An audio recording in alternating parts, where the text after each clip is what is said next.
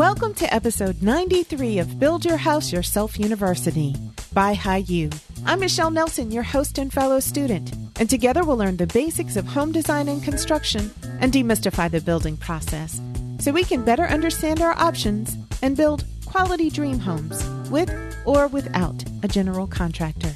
Most of us have to consider budget when making decisions about our dream homes, and some budgets are tighter than others. So in this week's episode, I'll give you some tips on the best places to save when building a house versus areas where you should splurge. Before we get to our tips, let's define a pro term: value engineering. Value engineering is a term that you might hear some architects and contractors use when talking about saving money when building a house.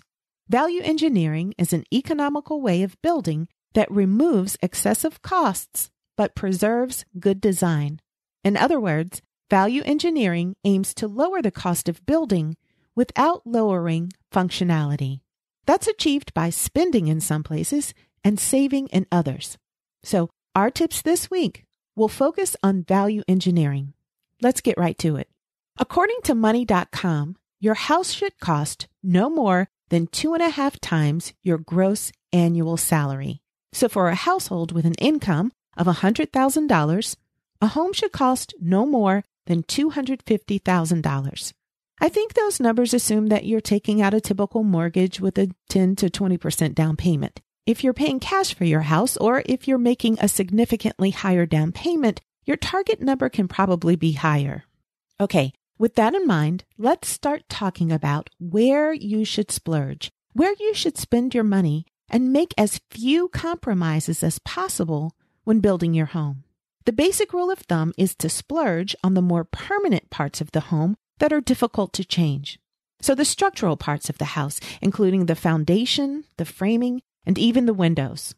As far as the foundation goes, no matter what type of foundation you choose, you'll want to splurge on hiring an experienced foundation contractor and use good quality materials. Where you can save is by choosing a slab foundation over a crawl space or over a basement foundation, if possible.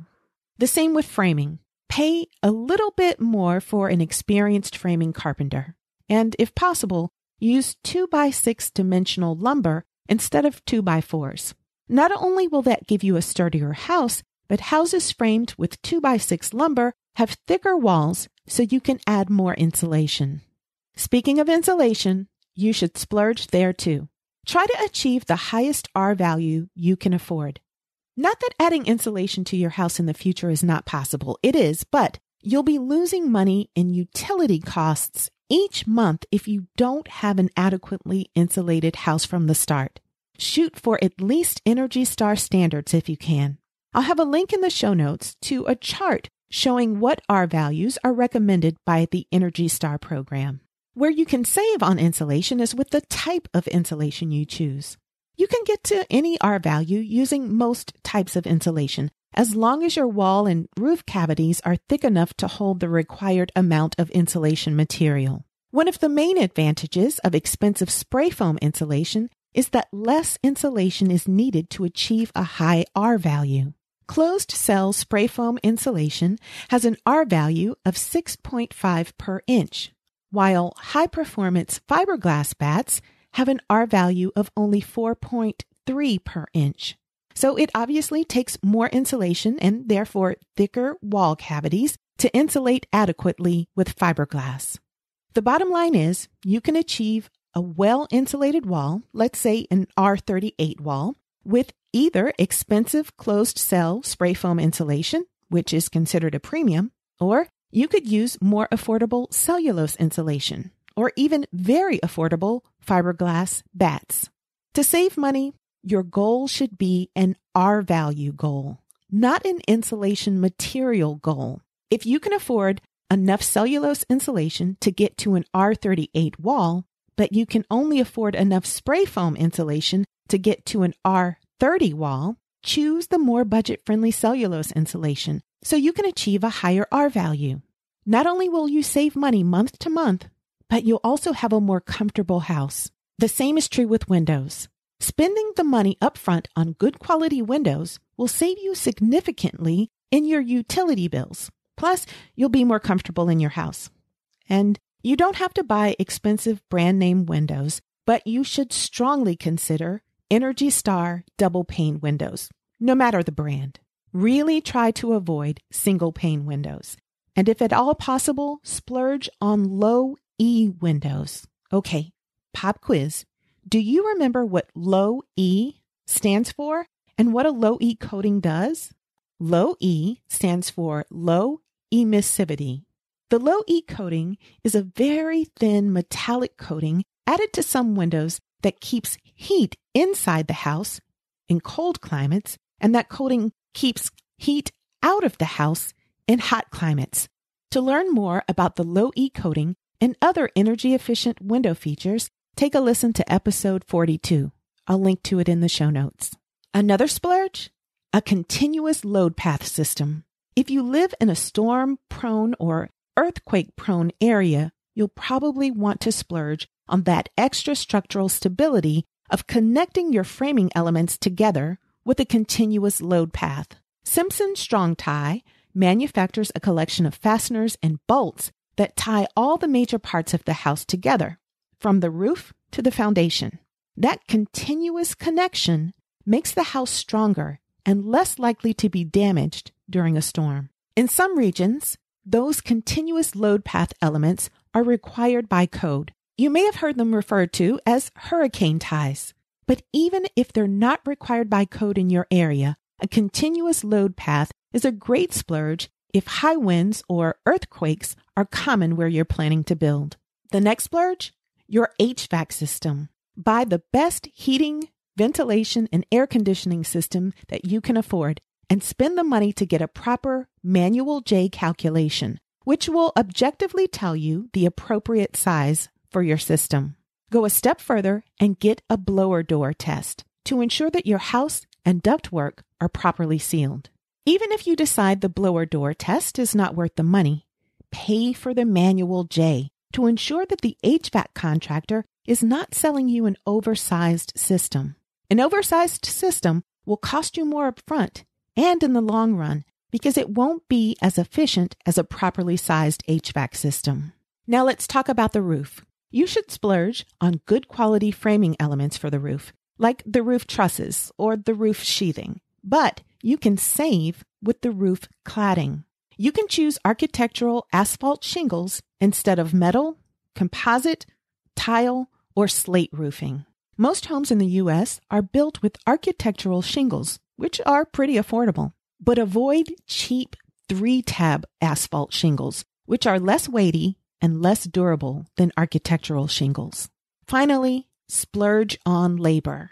You don't have to choose the most expensive subcontractors, but spending a little more for experienced, licensed, and insured, well-respected tradespeople is worth the money. The workmanship in and on your home will most likely be better. According to bankrate.com, up to half of your budget should go towards labor.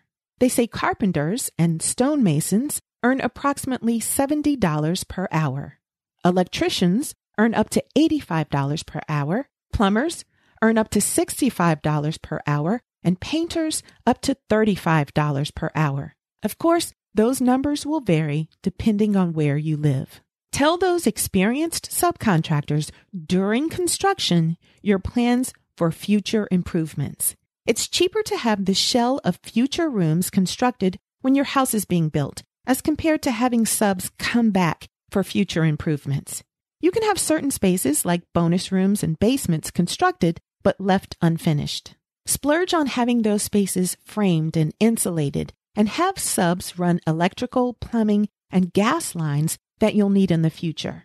Think through what you'll want in a few years down the road. And even if you can't afford to get everything done completely while you're building your house, you'll want to communicate with your subs what you'll want in the future. Also think through plans for future security systems, surround sound systems, hot tubs, and gas grills. Splurge on having a conduit run inside the house from the foundation to the attic, plus along the driveway. A conduit is just hollow tubing. Sometimes even simple PVC piping can be used as a conduit. Future plumbing and wiring can be easily run through the conduit.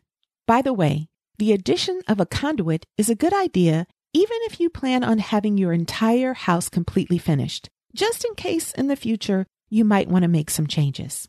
All right, so you want to splurge on structural elements and those things that will improve your home's overall energy efficiency. Let's talk about where you can save.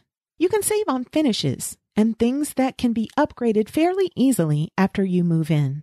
Think about things that people typically replace when they remodel. Things like cabinets, countertops, flooring, backsplashes, faucets, cabinet hardware, lighting fixtures, shower doors, sinks, and appliances. Those are the things you can save on up front because they're not permanent and can be pretty easily replaced after the home is constructed. Flooring, for example. Save by installing engineered wood, laminate, or wood look tile or luxury vinyl flooring instead of solid hardwood. Or put hardwood in the living areas, but carpeting in the bedrooms. Here are some other ways to save. Use ceramic or porcelain tile instead of natural stone on showers, floors, and backsplashes. Forgo custom or even semi-custom cabinets and order stock cabinets from a big box store or IKEA. There are even companies that will make custom doors for IKEA cabinet frames if you want to spend a little bit more. Go for laminate countertops instead of expensive natural stone or quartz. Remember, they can always be changed out. Or look in your stone yard for cheaper remnant pieces of stone. Remnants are smaller pieces of stone that are left over from cutting down slabs on previous jobs. Buy medium-grade Energy Star appliances instead of expensive professional-grade appliances. Specifically, choose a range with fewer burners or a fridge with a freezer on the top instead of a fancy French door fridge. And don't forget to check for discounted floor samples and scratch and dent appliances. Go for 8 or 9 foot ceilings instead of more expensive 10-foot ceilings. But be sure you'll be okay with that forever because increasing a ceiling height is super expensive and it is a structural change. Select less expensive hollow core interior doors instead of solid wood interior doors. Hollow core doors won't reduce sound transmission as well as solid doors, but they're a great option if you're trying to cut costs. Save by having your painter stick with one main color in your home. Of course, trim can be another color, but if you stay with one color for the walls, you'll save money. Many painters charge more for each color you choose. Alternatively, you could paint a couple of rooms or accent walls with different colors yourself. And to save even more, use good quality but not premium quality paint. Save by using limited, simple trim and molding. You can always add more later. And choose Energy Star conventional water heaters instead of more expensive tankless water heaters. Tankless models cost several $100 to $1,000 more, and they require yearly maintenance. Although tankless units are more energy efficient, it may take up to 20 years to recoup that energy bill savings.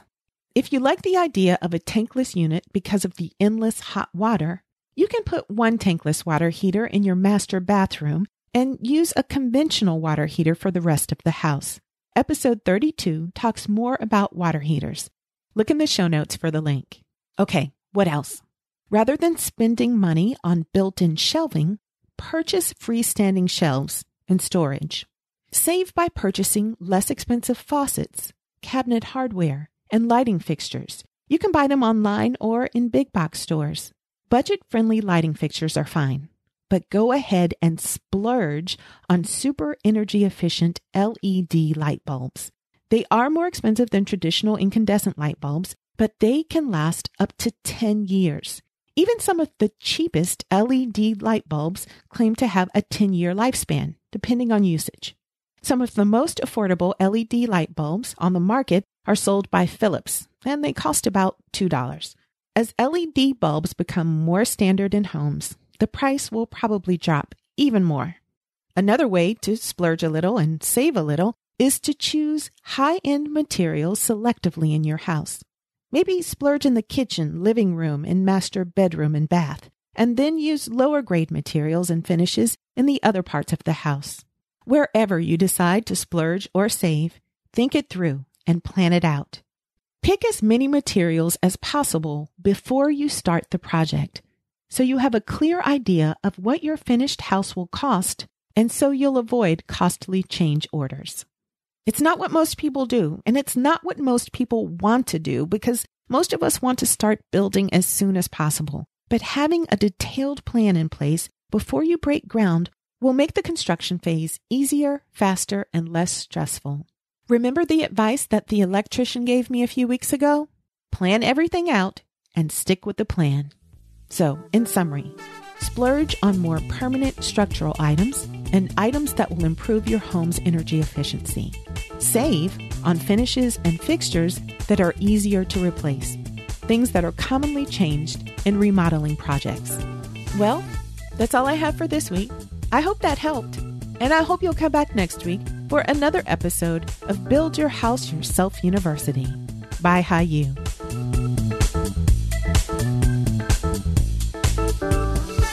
Please remember that the purpose of this podcast is simply to educate and inform. It's not a substitute for professional advice. The information that you hear is based only on the opinions, research, and experiences of my guests and myself. That information might be incomplete, it's subject to change, and it may not apply to your project. In addition, building codes and requirements vary from region to region, so always consult a professional about specific recommendations for your home.